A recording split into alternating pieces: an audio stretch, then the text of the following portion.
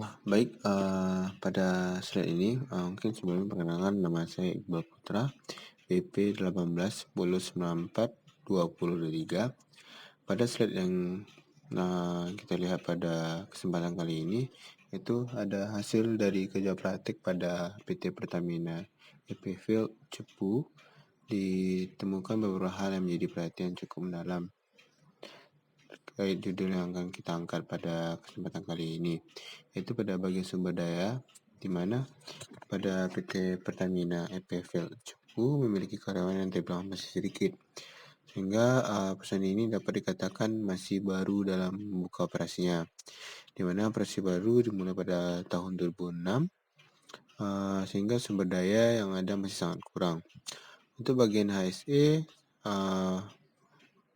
dihuni oleh 21 pegawai dengan 12 orang pegawai lapangan dan 9 orang pegawai laboratorium, sementara lapangan aktivitas Pertamina EP Field Cepu tergolong luas dan sulit dijangkau. Meskipun dengan sumber daya manusia yang kurang, namun perusahaan tetap berusaha menjaga keberlangsungan pengelolaan lingkungan hidup dengan baik, dengan cara meminta bantuan kepada pihak ketiga untuk menganalisis segala kondisi lingkungan melalui kegiatan pemantauan lingkungan. Jadi kegiatan tersebut pada pihak ketiga akan menyerahkan hasil laporan pemantauan bagian HSE. Kemudian laporan akan diberikan pada manajer HSE untuk kemudian dilaporkan kepada general manager untuk dirapatkan dan dievaluasi. Tetapi pada hal ini kurang efektif karena bila pemantauan terus-menerus diserahkan pada pihak ketiga, akan berlangsung pada penurunan kualitas kerja dari karyawan sehingga berdampak pada produktivitas kerja karyawan. Sedangkan pada klausul SNI ISO 14001 2015 pada poin tentang dukungan, yaitu ada poin tentang sumber daya, di mana dengan angka baiknya perusahaan tidak melulu menyerahkan urusannya kepada pihak ketiga, tetapi berusaha untuk melakukan pemantauan dan pengawasan secara mandiri. Bila ini dilakukan akan berdampak lebih baik pada peningkatan produktivitas karyawan. Namun bila hal ini akan dilakukan secara mandiri, maka personel yang ada saat ini dirasa memang kurang dan perlu adanya tambahan personel, di mana personel yang ditambahkan baiknya 2 kali lipat dari yang sebelumnya, dengan harapan pemantauan lingkungan masing-masing tempat produksi dapat terlaksana secara maksimal sehingga dampak dari kerusakan lingkungan dapat diantisipasi dan ditanggulangi dengan baik. Mungkin sekian penjelasan dari saya terkait pada slide ini. Terima kasih.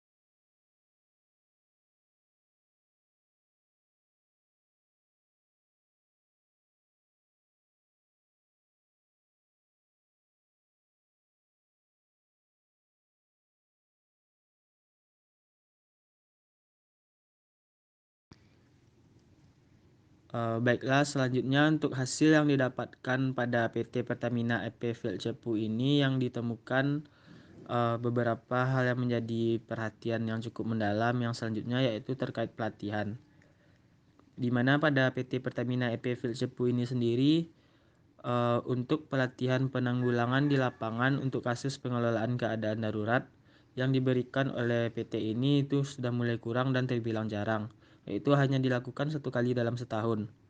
Tentunya untuk kondisi seperti ini akan berbahaya bila sewaktu-waktu terjadinya keadaan darurat, dan para karyawan itu tidak dapat berupaya untuk menangani kondisi tersebut.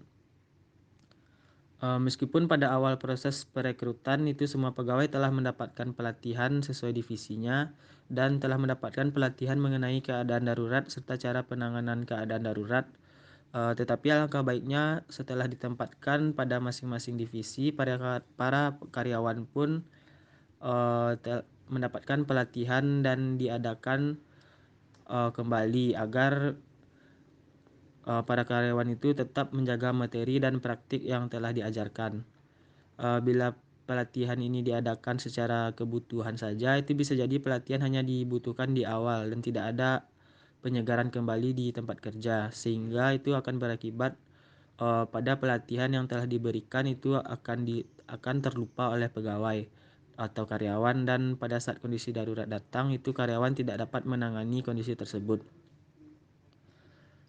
Pada SNI ISO 14001 2015 sendiri itu di bagian poin dukungan itu dan di bagian kompetensi dijelaskan untuk organisasi sendiri itu harus memastikan bahwa personil yang melaksanakan pekerjaan di bawah kendali organisasi itu kompeten dan berdasarkan pendidikan, pelatihan atau pengalaman yang sesuai, serta organisasi harus menentukan kebutuhan pelatihan yang terkait dengan aspek lingkungan dan sistem manajemen lingkungan organisasi. Pada kondisi PT Pertamina EP Field Cepu ini sendiri, oleh karena itu PT Pertamina EP Field Cepu ini sendiri dapat melakukan pelatihan rutin yang dirasa perlu kepada karyawannya untuk menjaga agar para pegawai dapat mengantisipasi terjadinya keadaan darurat dan kondisi darurat. Dan pada saat kondisi darurat itu sendiri tiba, pegawai tahu dan sadar harus melakukan apa. Dan untuk pelatihan rutin ini baiknya dilakukan setiap 6 bulan sekali agar para pegawai tidak terlampau lupa dengan materi yang telah diberikan. Sekaligus juga untuk terus mengingatkan pegawai untuk menjaga lingkungan tempat berkegiatan dari hal-hal yang dapat merusaknya. Mungkin sekian untuk poin pelatihan ini. Untuk selanjutnya akan dijelaskan oleh rekan saya. Baiklah, selanjutnya saya Alden Atika akan menjelaskan tentang pengolahan limbah. Yang mana pengolahan limbah PT Pertamina EP Field Cepu pada dengan sengaja membuang hasil air rebusinya langsung ke sungai, sehingga menimbulkan permasalahan pada penduduk di sekitar sungai. Nah, tindak perbaikan yang dilakukan oleh PT tersebut adalah tidak membuang kembali air terproduksinya ke sungai. Air terproduksi yang dihasilkan saat ini direjeksi kembali menjadi sumur bor. Dengan reinjeksi sendiri terjadi dari dua, yaitu Encol Oil Recovery atau IR, dan untuk sumur tipe sal. Nah, tindakan terbaik yang dilakukan itu tidak membuang kembali terproduksinya air limbah ke badan air dengan menekan air keluar. Merupakan solusi yang baik yang menangani masalah pada lingkungan. Tindakan yang diambil perusahaan ini tidak sesuai dengan kebijakan lingkungan yang telah dibuat, yaitu berusaha produktif melestarikan dan menjaga lingkungan dari kerusakan yang dilakukan oleh kegiatan manusia. Baiklah, selanjutnya saya Antoni Simon Carlos akan menjelaskan kesimpulan di mana PT Pertamina EP Field Cepu telah melakukan penerapan ISO 14001 di perusahaannya dengan baik dan terarah dengan membentuk badan khusus untuk menangani lingkungan. Meskipun masih ada beberapa kekurangan, perusahaan tetap berusaha melakukan yang terbaik dengan sumber daya dan kemampuan yang ada. Selain itu, segala bentuk kegiatan pengelolaan lingkungan selalu dipantau, dievaluasi, dan dilaporkan sehingga gangguan yang telah terjadi dan akan terjadi dapat diatasi dengan baik. Segala bentuk kegiatan diawasi melalui laporan pemantauan lingkungan yang dilakukan rutin oleh perusahaan dan dilaporkan setiap 6 bulan sekali. Sekian.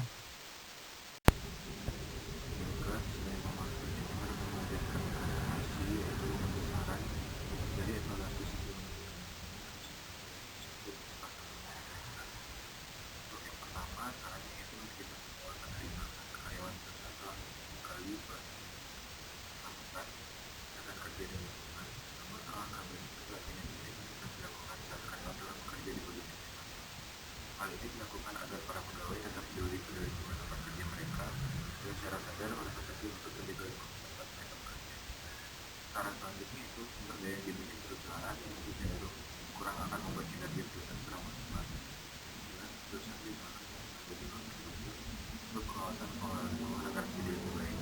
Untuk saran yang ketiga yaitu komunikasi